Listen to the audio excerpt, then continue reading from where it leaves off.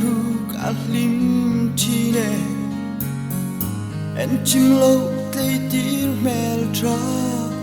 nắng hắn tôn mèo chu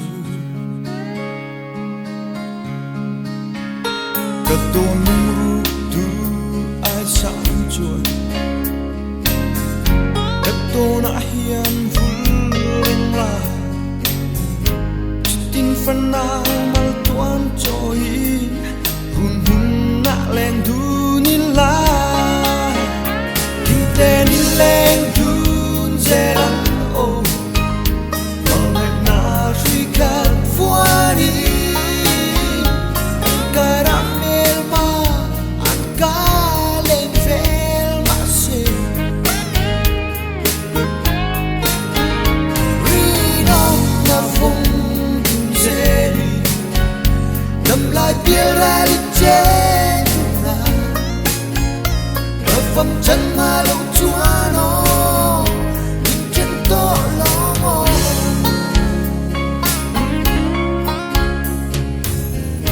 tất tô nung ruk zong i hai lu lo mặc kim nghe to na nang zo hi ka thang bel che un thang un rem pui ya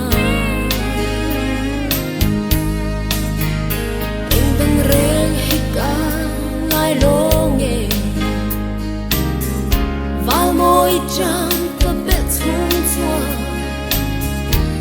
tan khoa như rót rèn chu nang nghe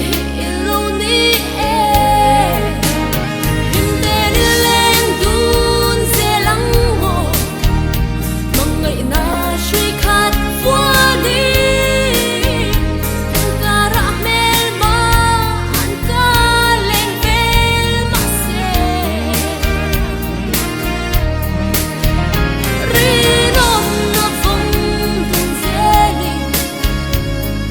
bia ra đi trên đu na phong dân mà lặng chuan ô in chân tô lo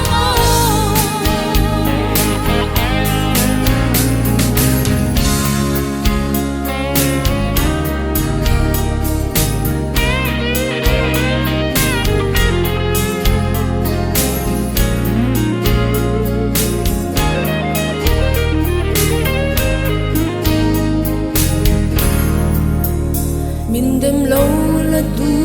luat vang hiền suy lung dung ấp hang chi nè ang nung chalen gang tin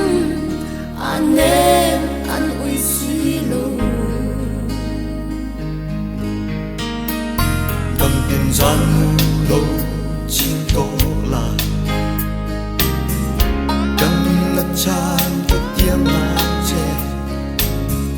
xích tuy luôn kêu mà